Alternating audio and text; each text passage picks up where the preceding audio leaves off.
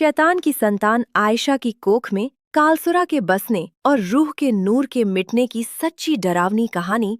उत्तर प्रदेश के एक छोटे से गांव में आयशा नाम की लड़की रहती थी। वह बहुत शांत और धार्मिक स्वभाव की थी। गांव के लोग कहते थे कि उसके चेहरे पर हमेशा एक अलग ही नूर रहता था। 5 वक्त की नमाज, गरीबों की मदद और साफ दिल, यही उसकी पहचान थी। लेकिन किसी को नहीं पता था कि उसकी जिंदगी में एक ऐसा अंधेरा आने वाला है जो पूरे गांव की रूह तक हिला देगा। आयशा की शादी शहर के एक व्यापारी आरिफ से हुई। शुरुआत में सब कुछ अच्छा था, बड़ा घर, पैसा और आराम। लेकिन शादी के कुछ महीनों बाद ही आरिफ का व्यवहार बदलने लगा। वह रात रात भर घर से गायब रहता। उसकी आंखों में अजीब डर दिखाई देता। एक रात आयशा ने देखा कि आरिफ घर के पुराने तहखाने में किसी से धीरे धीरे बातें कर रहा है। जब वह पास गई तो अंदर से अजीब आवाजें आने लगीं। कालसुरा, हमें ताकत दे। आयशा डर गई। उसने दरवाजा खोला तो देखा कि कमरे में काली मोमबत्तियां जल रही थीं। दीवारों पर अजीब निशान बने थे और बीच में एक पुरानी किताब खुली पड़ी थी। आरिफ की आंखें लाल थीं। उसने गुस्से में कहा, यहां कभी मत आना। उस रात के बाद घर का माहौल बदल गया। रात को किसी के चलने की आवाजें आतीं। दीवारों से फुसफुसाहट सुनाई देती। कभी-कभी आयशा को लगता जैसे कोई उसे अंधेरे में घूर रहा हो। कुछ दिनों बाद आयशा अचानक बीमार रहने लगी। डॉक्टरों ने कहा कि वह मां बनने वाली है। पूरा परिवार खुश था, लेकिन आयशा खुश नहीं थी। उसे हर रात एक ही सपना आता। एक काला साया उसके कमरे में खड़ा रहता और धीमी आवाज में कहता, यह बच्चा इंसान नहीं होगा।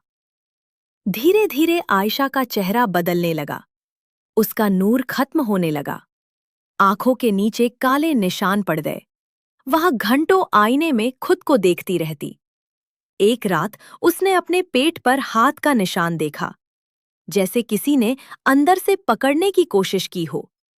डर के मारे उसकी चीख निकल गई। उसने आरिफ को बताया, लेकिन वह बोला, जो हो रहा है उसे होने दो, अब बहुत देर हो चुकी है। आयशा को समझ नहीं आ रहा था कि आखिर सच क्या है। फिर एक दिन गांव की बूढ़ी औरत सकीना भी उसके घर आई। जैसे ही उसने आयशा को देखा, उसका चेहरा पीला पड़ गया। वह कांपती हुई बोली, तुम्हारी कोख में इंसान नहीं, कालसुरा की परछाई पल रही है। आयशा के पैरों तले जमीन खिसक गई। सकीना बी ने बताया कि कई साल पहले इसी इलाके में कालसुरा नाम की एक शैतानी रूह का जिक्र होता था।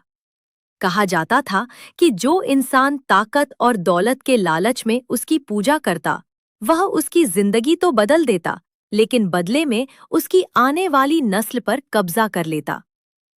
अब आयशा को सब समझ आने लगा। आरिफ ने दौलत के लिए शैतानी रास्ता चुना था और उसकी कीमत आयशा चुका रही थी। जैसे जैसे महीने गुजरते गए, घर में अजीब घटनाएं बढ़ने लगीं। रात को बच्चे के रोने की आवाज आती, जबकि बच्चा अभी पैदा भी नहीं हुआ था। दीवारों पर खून जैसे निशान दिखते। एक दिन आयशा ने आईने में देखा कि उसके पीछे एक लंबा काला साया खड़ा है, लेकिन पीछे मुड़कर देखा तो कोई नहीं था। डर अब उसके दिल में नहीं, उसकी रूह में उतर चुका था। आखिर वह रात आ गई। बाहर तेज तूफान चल रहा था। आसमान में बिजली चमक रही थी। पूरे घर की लाइट बार बार बंद हो रही थी। आयशा दर्द से चीख रही थी, लेकिन तभी अचानक पूरा कमरा ठंडा हो गया। मोमबत्तियां अपने आप जल उठीं और कमरे में वही भारी आवाज गूंजी, कालसुरा लौट आया है। आयशा की चीख पूरे घर में गूंज उठी। कुछ देर बाद सब शांत हो गया। जब दाई कमरे के अंदर गई तो उसका चेहरा डर से सफेद पड़ गया। कमरे के कोने में नवजात बच्चा बैठा था। हाँ, बैठा था। उसकी आंखें पूरी काली थीं और उसके होठों पर हल्की मुस्कान थी। दाई डर के मारे वहीं बेहोश हो गई। अगली सुबह गांव वालों ने देखा कि आरिफ गायब था। घर के दरवाजे पर सिर्फ एक लाइन खून से लिखी थी, नूर खत्म हो चुका है।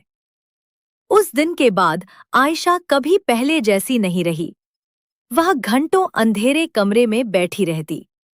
गांव वाले कहते हैं कि रात को उसके घर से आज भी बच्चे की हंसी सुनाई देती है, और जो भी उस घर के पास आधी रात को जाता है उसे खिड़की में दो काली आंखें दिखाई देती हैं।